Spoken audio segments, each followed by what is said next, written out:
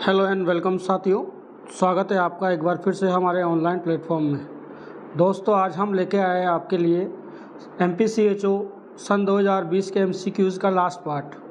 आधे से ज़्यादा क्वेश्चन हमने सोल्व कर लिए और आज लास्ट पार्ट आपके लिए लेकर आए हैं। तो शुरू करते हैं। पहला क्वेश्चन है, ये रहा आपकी स्क्रीन में। First treatment for choking is. Choking के लिए किसी पेशेंट को फर्स्ट ट्रीटमेंट क्या देंगे? तो चोकिंग के लिए जो फर्स्ट ट्रीटमेंट हम देंगे वो देंगे give 5 sharp back blow between under shoulder blades के बीच में पेशेंट को जोर से पीछे मारेंगे, जिससे क्या होगा, जो चोकिंग एरिया है वो क्या हो जाएगा, क्लियर हो जाएगा। जो भी सिक्रेशंस फंसे हुए हैं, जो भी सबस्टेंस फंसा हुआ है वो बाहर निकल जाएगा। नेक्स्ट क्वेश्चन है, what immediate nursing intervention will you take in case of blood reaction. एक पेशेंट है जिसको क्या हुआ है, ब्लड रिएक्शन हुआ है, तो उस कंडीशन में आप इमीडिएट इंटरवेंशन क्या करोगे उस पेशेंट के लिए? क्या फिजिशियन को इन्फॉर्म करोगे? क्या ब्लड बैंक को इन्फॉर्म करोगे?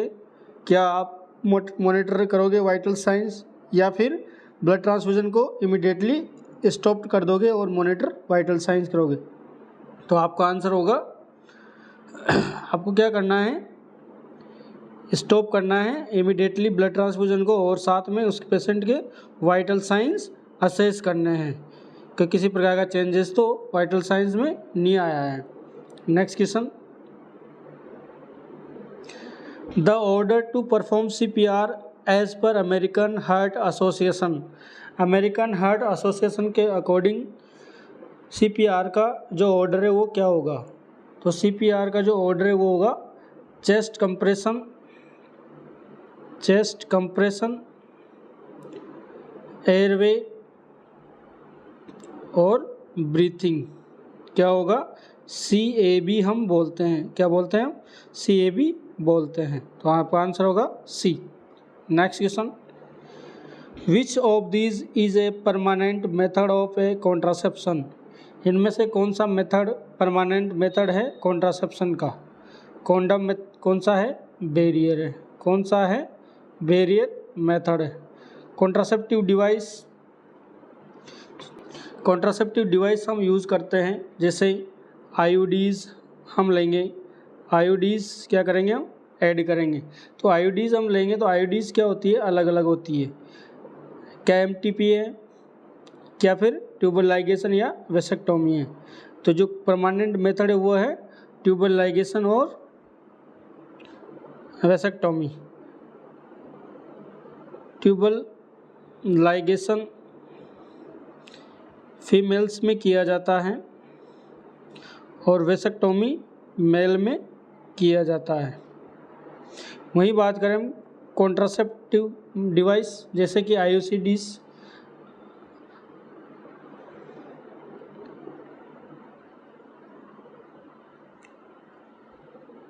Intrauterine contraceptive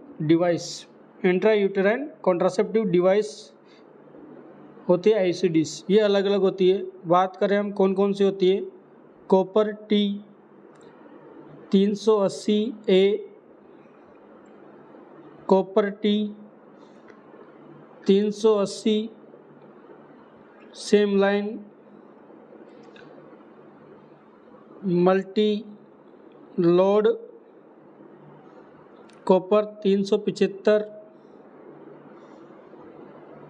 multi load CU 250।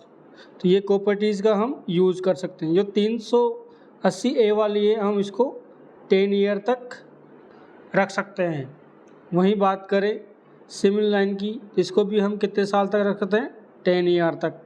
जो मल्टी लोड CU 375 है इसको हम 5 ईयर तक रख सकते हैं, और जो 250 वाली है उसको हम 3 ईयर तक रख सकते हैं। वहीं हम बात करें MTP के बारे में, तो MTP एक्ट है, medical termination of pregnancy. Medical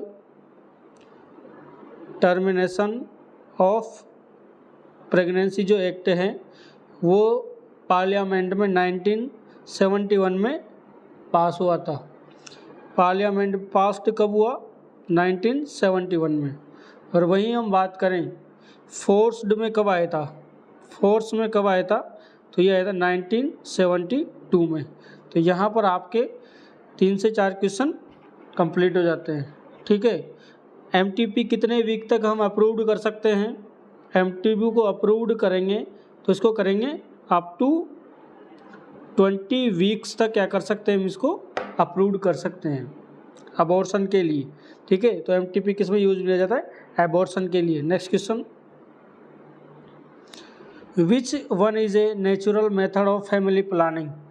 इनमें से कौन सा मेथड फैमिली प्लानिंग का नेचुरल मेथड है? क्या बीबीटी है? क्या tracing change in cervical mucus है? क्या बीबीटी ट्रेसिंग है या ऑल ऑफ देम है?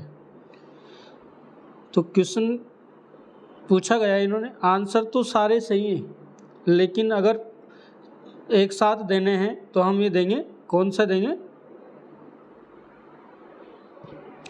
आपका आंसर होगा ये वाला,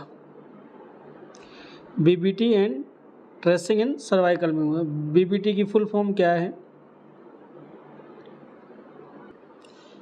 basal body temperature, basal body temperature या ट्रेसिंग इन सर्वाइकल म्यूकोसा। आप जब भी ओवुलेशन होगा, एग रिलीज होगा, उस टाइम पे क्या होगा? टेम्परेचर डाउन हो जाएगा। और जैसे ही ओवुलेशन होगा, डाउन कब होएगा? जब एग रिलीज होगा, और ओवुलेशन होगा तो वैसे टेम्परेचर बढ़ने लग जाएगा। बीबीटी कब करना है? बेड टाइम करना है। जब आप बेड लीव करोगे ना सुबह, अर्ली मॉर्निंग को बेड लीव करोगे, उस टाइम आपको ये करना है। कब करना है? एवरी मॉर्निंग को, प्रत्येक मॉर्निंग को बीबीटी करना है। और ट्रेसिंग सर्वाइकल म्यूकस का मतलब है कि जो कंसिस्टेंसी हो सर्वाइकल म्यूकस की, वो क्या हो जाएगी? चेंज हो जाएगी। तो नेचुरल फैमिली प्लानिंग मेथड क्या है? बीबीटी और tracing in cervical mucus. Next question, the copper used in copper T has the following action. जो कॉपर हम यूज कर रहे हैं कॉपर टी के अंदर, उसका क्या एक्शन है? उसका एक्शन क्या है? उसका एक्शन है स्पर्मिसिडल। क्या है? स्पर्मिसिडल है। जो स्पर्म आता है उसको क्या कर देती है? वो किल्ड कर देती है। जो स्पर्म की जो मोटिलिटी है उसको क्या कर देती है? वो कम कर देती है। वहीं बात करें हम बैक्टीरियोस्टैटिक्स। बैक्टीरियोस्टैटिक्स क्या होते हैं? ऐसे सबस्टेंस होते हैं, क्या होते हैं? ऐसे सबस्टेंस होते हैं जो बैक्टीरिया या माइक्रो ऑर्गेनिज्म, बैक्टीरिया के ग्रोथ को रोक देते हैं। क्या करते हैं? बैक्टीरिया ग्रोथ को कम कर देते हैं, लेकिन बैक्टीरिया को किल्ड नहीं कर पाते हैं। उसको हम क्या बोलेंगे? बैक्टीरियोस्टैटिक्स। वही बात करें बैक्टीरिसिडल्स। बैक्टीरिसिडल्स क्या करते हैं? बैक्टीरिसिडल्स क्या करते हैं? जो सबस्टेंस होते हैं, बैक्टीरिया एक ऐसा सबस्टेंस है जो बैक्टीरिया को क्या करता है? किल्ड कर देता है। उससे हम क्या बोलेंगे? बैक्टीरिसिडल्स बोलेंगे। और स्पर्मिसिडल क्या बोलेंगे? स्पर्म को किल करने वाला, स्पर्म की मोटिलिटी को कम करने वाला, उसको हम बोलेंगे स्पर्मिसिडल। तो आपका आंसर क्या होगा? Spermicidal. Next question, which of the contraception method prevent ovulation? इनमें से कौन सा कॉन्ट्रासेप्टिव मेथड है जो ओवुलेशन को प्रिवेंट करता है? देखो, बैरियर मेथड होता है जो एग एंड स्पर्म को बाहर से ही क्या कर देता है? मिलने रोक देता है। सर्जिकल मेथड, ये सर्जिकल मेथड क्या है? परमानेंट मेथड है। क्या है? परमानेंट। नेचुरल मेथड में किसी भी प्रकार का ओवुलेशन होता ही नहीं है। तो आंसर क्या आएगा आपका? Hormonal method. हार्मोनल क्या करता है? प्रिवेंट करता है ओवुलेशन को, जैसे कि कॉपर टी। ठीक है। Next question, the age and sex of a country can be describe by. Country की एज और सेक्स को कैसे हम डिस्क्राइब कर पाएंगे, तो कैसे डिस्क्राइब करेंगे हम, उसके लिए हम यूज़ करना है हमें पॉपुलेशन पिरामिड। पॉपुलेशन पिरामिड के हिसाब से हम एज और सेक्स को डिस्क्राइब कर सकते हैं। Next question, the NNR means. NNR means का मतलब क्या है, तो NNR का मतलब है net reproduction rate. Net reproduction rate को हम क्या बोलेंगे, NNR बोलेंगे। Next question, how many NFH has been successful completed India till now. ये क्वेश्चन आया था सन 2020 को। तो सन 2020 तक national family health survey, national family health survey, कितने नेशनल फैमिली हेल्थ सर्वे सन 2020 तक हो चुके थे। तो सन 2020 तक कितने हो चुके थे, 4 हो चुके थे उस टाइम पे। लेकिन अगर यही क्वेश्चन सन 2025 में आ जाए कि सन 2025 तक नेशनल फैमिली हेल्थ सर्वे कितने हो गए, तो आपका आंसर होगा 5। कब कब स्टार्ट हुआ, कब से स्टार्ट हुआ और कब तक चल रहा है, तो ये स्टार्ट हुआ था 1992 से, पहला हुआ था 93 तक फर्स्ट।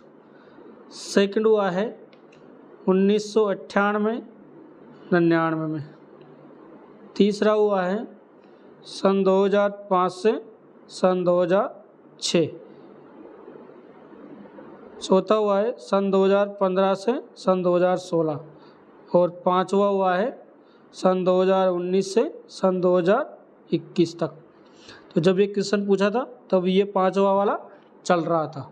तो अब उस टाइम पे 20 सन 2020 में 4 हो गए थे, अभी प्रेजेंट में 5 हो गए सर्वे। ठीक है। नेक्स्ट क्वेश्चन,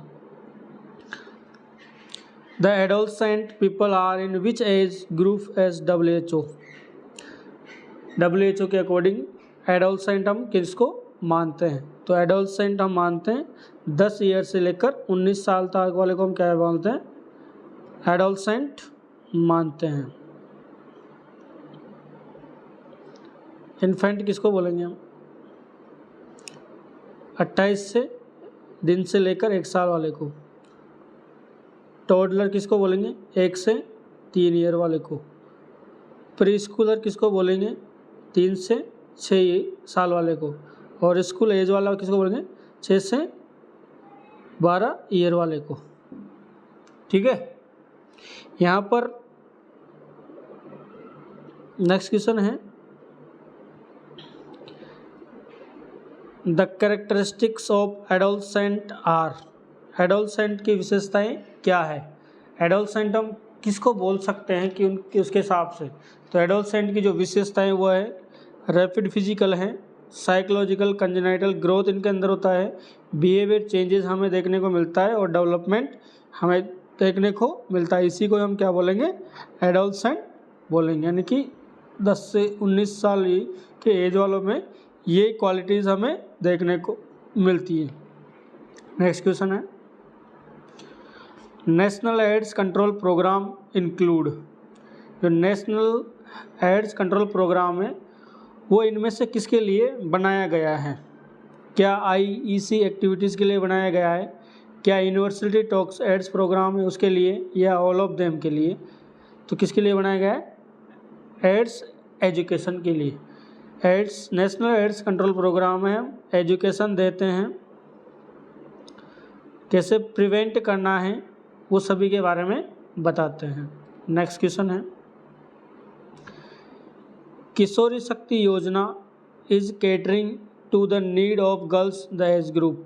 जो किशोरी शक्ति योजना है वो किस एज ग्रुप के लिए बनाई गई है, किस एज ग्रुप के लिए बनाई गई है, तो ये 11 से 18 साल तक की जो बालिकाएं होते हैं उनके लिए, जो बालिकाएं होती हैं उनके लिए बनाई गई है। क्यों बनाई गई है, इनके हेल्थ को बढ़ाना, इसके हेल्थ को इम्प्रूव करना, एजुकेशन को बढ़ावा देना, डेवलपमेंट नीड्स, क्या क्या डेवलपमेंट्स नीड हैं उन सभी को प्रोवाइड करने के लिए किशोरी शक्ति योजना बनाया गया था। कब लॉन्च हुआ ये क्वेश्चन आ सकता है कि किशोरी शक्ति योजना कब लॉन्च हुई, तो ये 1 नवंबर 1991 में लॉन्च हुआ था। Next question, the meaning of ARSH under RMNCH plus A programme. तो जो RMNCH ए प्रोग्राम है यानी कि reproductive maternal newborn child adolescent health programme है, उसके अंडर ARSH का मतलब क्या है। तो ARSH का मतलब है adolescent reproductive and sexual health, adolescent reproductive and sexual health. RMNCH इसकी फुल फॉर्म क्या है, इसकी फॉर्म है reproductive maternal newborn child and adolescent girls. किस लिए बनाया गया था ये प्रोग्राम, ये प्रोग्राम चलाया गया था रिड्यूस करने के लिए जो चाइल्ड और जो मैटरनल मोर्टालिटी है उसको रिड्यूस करने के लिए ये प्रोग्राम चलाया गया था। कब लॉन्च हुआ, तो ये हुआ था फरवरी सन 2013 में। कब लॉन्च हुआ ये, फरवरी सन 2013 में। क्लियर है यहाँ तक। Next question, benefits to investing in adolescent health are except. क्या क्या बेनिफिट्स हैं एडोलसेंट गर्ल्स को इन्वेस्ट करने का छोड़कर, तो क्या बेनिफिट नहीं है, तो बेनिफिट नहीं है। Economic health and human rights बाकी सारे हैं। Next question, weekly iron and folic acid supplementation program is meant for. जो weekly iron and folic acid supplementation program है ये किसके लिए बनाया गया था, तो ये बनाया गया था एडोलसेंट बॉयज़ एंड गर्ल्स के लिए। किसके लिए, एडोलसेंट बॉयज़ एंड गर्ल्स के लिए। किसके लिए, इन बच्चों में होने वाले एनीमिया को प्रिवेंट करने के लिए, एनीमिया को प्रिवेंट करने के लिए ये प्रोग्राम बनाया गया था। इसमें हम देते हैं 100 mg आयरन देते हैं और 500 माइक्रोग्राम फोलिक एसिड जो फिक्स्ड हैं। क्या है, फिक्स्ड हैं, एक डे जब हम इसको देंगे तो हर वीकली क्या करना है, एक दिन फिक्स करना है, एक दिन ए डे फिक्स्ड करना है और उस फिक्स्ड डे हम क्या करेंगे, ये टेबलेट्स उनको दे देंगे। नेक्स्ट क्वेश्चन है, as per national population policy of India the minimal age of girls for marriage. National population policy के हिसाब से भारत में गर्ल्स की मिनिमल एज कितनी होनी चाहिए शादी के लिए, तो जो शादी के लिए जो मिनिमल एज है वो गर्ल्स की क्या होनी चाहिए, वो होनी चाहिए 18 ईयर। 18 साल की जो गर्ल्स है उनकी शादी 18 साल में करनी चाहिए। और बॉयज़ के लिए क्या होनी चाहिए, बॉयज़ के लिए 21 साल। तो नेशनल पॉपुलेशन पॉलिसी के हिसाब से भारत में गर्ल्स की जो मैरिज की एज है वो 18 साल से कम नहीं होनी चाहिए और बॉयज़ की 21 साल से कम नहीं होनी चाहिए। तो कम से कम मिनिमम एज 18 होनी चाहिए और मिनिमम एज 21 होनी चाहिए। Next question, the normal chromosomal complements in males is. Males के अंदर नॉर्मल क्रोमोसोम्स की जो संख्या होती है वो कितनी होती है, तो मेल्स के अंदर पाया जाएगा 46XY। मेल्स के अंदर क्या पाया जाएगा, 46XY। वहीं अगर मान ले फीमेल्स के बारे में पूछ ले फीमेल्स में पाया जाएगा 46XX। जो एक्स क्रोमोसोम्स होते हैं, XX डिनोट करते हैं फीमेल को, और जो Y होता है वो डिनोट करता है मेल को। ठीक है, next question. The hormone involve in the functioning of male reproductive system are. जो मेल रिप्रोडक्टिव सिस्टम है उसमें फंक्शनिंग के लिए कौन सा हार्मोन्स इन्वॉल्व्स है? तो मेल रिप्रोडक्टिव सिस्टम में फंक्शनिंग के लिए जो हार्मोन्स हुए हैं, follicle stimulating hormones, luteinising hormones और टेस्टोस्टेरोन हार्मोन्स। ये तीनों हार्मोन्स किसके लिए? रिप्रोडक्टिव सिस्टम मेल के लिए फंक्शनिंग के लिए रेस्पॉन्सिबल है। Next question. The hormone that do not cross the placenta are. इनमें से कौन सा हार्मोन्स प्लेजेंटा को क्रॉस नहीं करता है? तो कौन सा हार्मोन्स प्लेजेंटा को क्रॉस नहीं करेगा? तो पैराथॉर्मोन्स हार्मोन्स और कैल्सिटोनिन क्या करते हैं? प्लेजेंटा को क्रॉस नहीं करते हैं। बाकी सारे क्या करते हैं? प्लेजेंटा को क्रॉस कर जाते हैं। Next question. Softening of cervix to facilitate its dilatation during labour is called. Softening of cervix, labour के दौरान उसको हम क्या कहेंगे? तो सॉफ्टनिंग ऑफ सर्विक्स को हम कहेंगे गुडल साइन। क्या कहेंगे? गुडल साइन कहेंगे। वही हम बात करें हेगार साइन की, तो हेगार साइन किसको कहेंगे? Softening and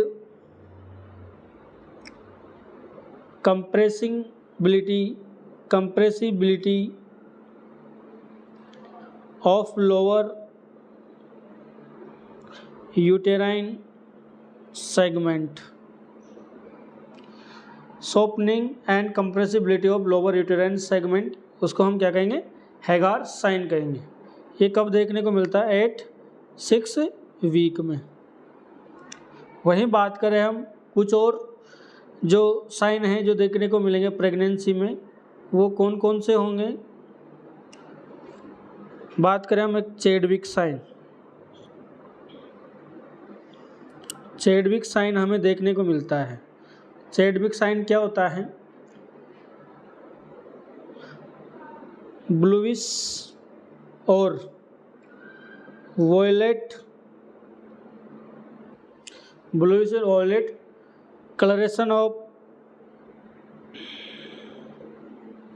colouration of vagina, cervix and vulva. अगर किसी में blue and violet colouration of vulva, vagina और सर्विक्स दिखाई दे तो उसको हम बोलेंगे चेडविक साइन बोलेंगे। ये कब देखने को मिलता है? 8-4 वीक्स में देखने को मिलता है। इसी को एक और नाम से हम जानते हैं। किस नाम से जानते हैं? जैकमियर साइन। जैकमियर साइन के नाम से जानते हैं। वहीं नेक्स्ट हम बात करें ओसिंडर साइन।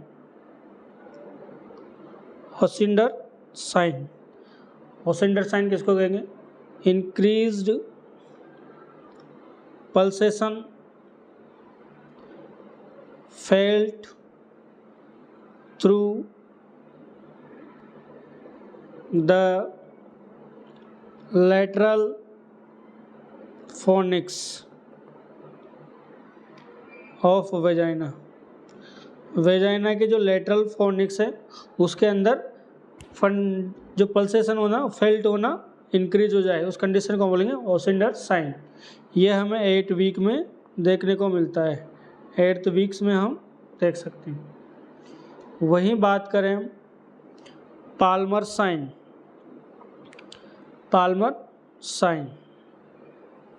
साइन किसको कहेंगे? Systematic and regular uterine contraction.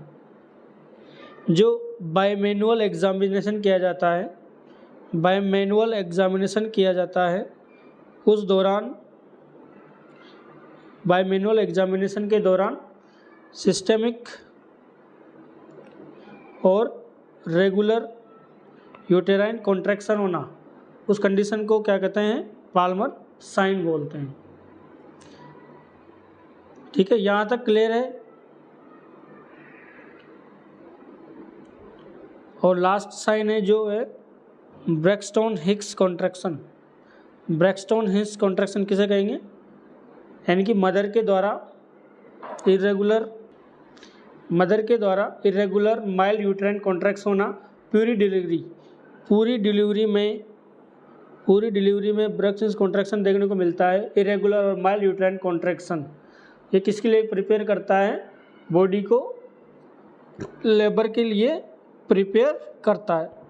ठीक है, क्लियर है यहाँ तक। नेक्स्ट क्वेश्चन है estimate date of delivery is calculated using.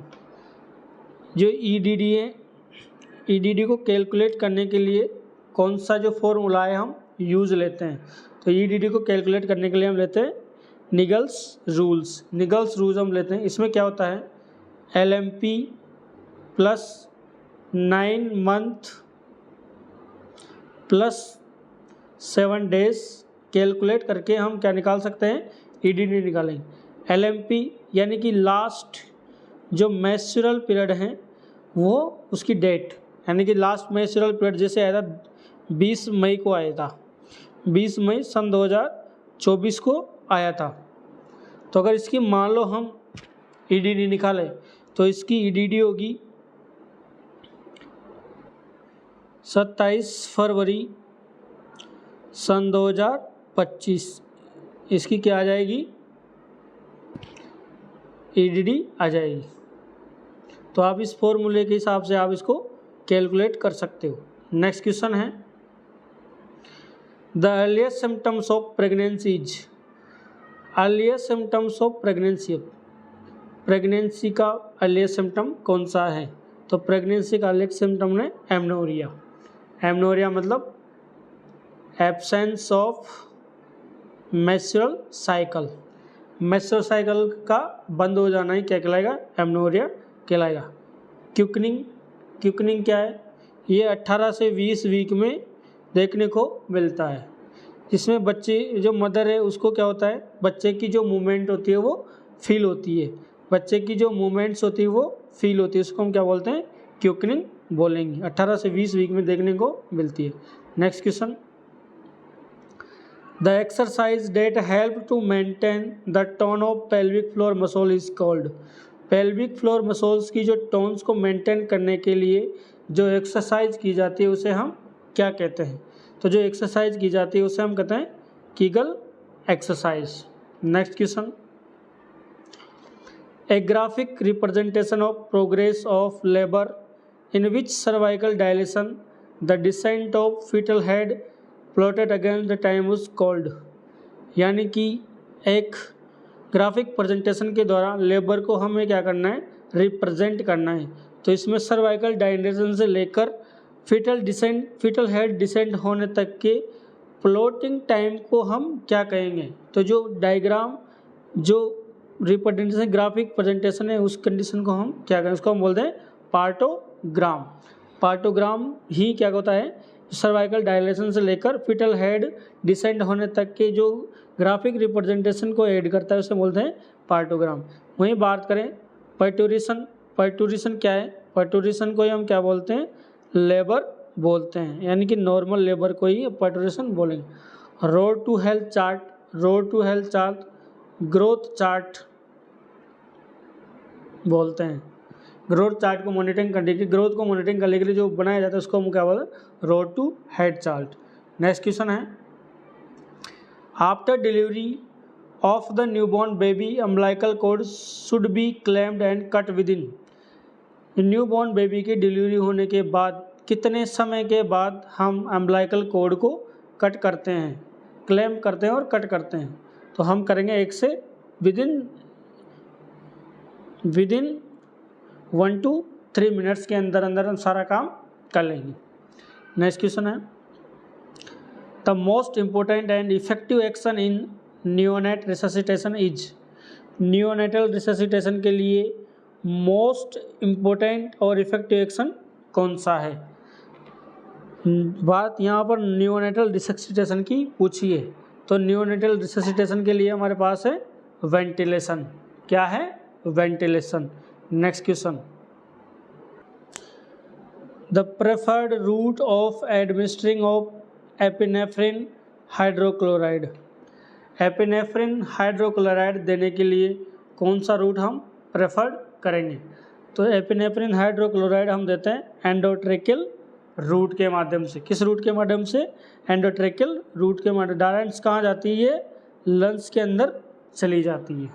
Next question, the aim of mission Indradhanush is related. Mission Indradhanush किससे रिलेटेड है? तो मिशन इंद्रधनुष किससे रिलेटेड है? इम्यूनाइजेशन से रिलेटेड है। Increased coverage of, full coverage of immunization. इसके अंदर मिशन इंद्रधनुष के अंदर क्या जाता है? जितने भी इम्यूनाइजेशन होते हैं उन सभी को फुली कवरेज किया जाता है। जो मदर और जो बेबी होता है उसको फुली इम्यूनाइज किया जाता है इसके माध्यम से। नेक्स्ट क्वेश्चन है, the hormone primarily responsible for the milk ejection. Milk ejection के लिए कौन सा हार्मोन्स रेस्पॉन्सिबल है? तो मिल्क इजेक्शन के लिए कौन सा हार्मोन इजेक्शन है? तो ये milk ejection hormones, milk ejection hormones हम किसको बोलेंगे? ऑक्सीटोसिन को बोलेंगे। वहीं प्रोलैक्टिन किसको बोलेंगे? Milk production hormone. Milk production में कौन सा रेस्पॉन्सिबल है? प्रोलैक्टिन। और मिल्क इजेक्शन के लिए ऑक्सीटोसिन। क्लियर है यहाँ तक? Next question, nosocomial pneumonia is pneumonia that is acquired from. Nosocomial pneumonia ऐसा निमोनिया है जो कहाँ पर एक्वायर्ड होगा? तो जो नोजोकोमियल निमोनिया है वो कहाँ पर एक्वायर्ड होगा? हॉस्पिटल एनवायरनमेंट में। इसीलिए हम क्या बोलते हैं? हॉस्पिटल, क्या बोलते हैं? Hospital acquired infection. क्या बोलते हैं? हॉस्पिटल एक्वायर्ड इन्फेक्शन भी इसको बोलते हैं। Next question, breast feeding week is celebrate in every year. जो ब्रेस्ट फीडिंग वीक होता है कब सेलिब्रेट किया जाता है? तो प्रत्येक साल ब्रेस्ट फीडिंग वीक हम सेलिब्रेट करते हैं फर्स्ट वीक ऑफ अगस्त को। कब करते हैं? फर्स्ट वीक ऑफ, पहले जो अगस्त का पहला सप्ताह उसमें हम क्या करते हैं? ब्रेस्ट वीक सेलिब्रेट करते हैं। ये क्वेश्चन बहुत बार पूछा जा चुका है। नेक्स्ट क्वेश्चन है, the type of cell division that occur in productive cells. Reproductive cells के लिए कौन सा सेल डिवीज़न, कौन सा टाइप ऑफ सेल डिवीज़न होता है? तो रिप्रोडक्टिव सेल्स के लिए, रिप्रोडक्टिव सेल्स के लिए कौन सा होता है? मियोसिस होता है। कौन सा होता है? मियोसिस। मियोसिस में क्या होगा? जो प्रोड्यूस होंगे गैमेट्स, क्या होंगे? गैमेट्स का प्रोडक्शन होगा। जैसे कि कौन कौन से गैमेट्स? स्पर्म और eggs. Next question, the mode of transmission of निफा वायरस इज। निफा वायरस कौन कौन किस किस के द्वारा ट्रांसमिट हो सकता है? तो निफा वायरस बैट्स के द्वारा भी होगा, पिग्स के द्वारा भी होगा, ह्यूमंस के द्वारा भी होगा। तो आपका आंसर क्या होगा? All of them. और लास्ट क्वेश्चन आज के सेशन का, the aetiological agent of chicken pox. Chicken pox का इटियोलॉजिकल एजेंट कौन है? तो चिकन पॉक्स का जो इटियोलॉजिकल एजेंट है वो है वेरिसेला जूस्टर। कौन सा है? Varicella zoster. हर्पेक्स जूस्टर किसका है? सिंगल्स का। पैरामॉक्सी वायरस ये कोज करता है मिजल्स, मम्प्स और RSV. Measles, mumps, RSV respiratory syncytial virus. और टोगा वायरस जो होता है वो डिफेंड करता है। तो दोस्तों आज के लिए इतना ही, मिलते हैं फिर नेक्स्ट क्लास में। तब तक के लिए थैंक यू सो मच।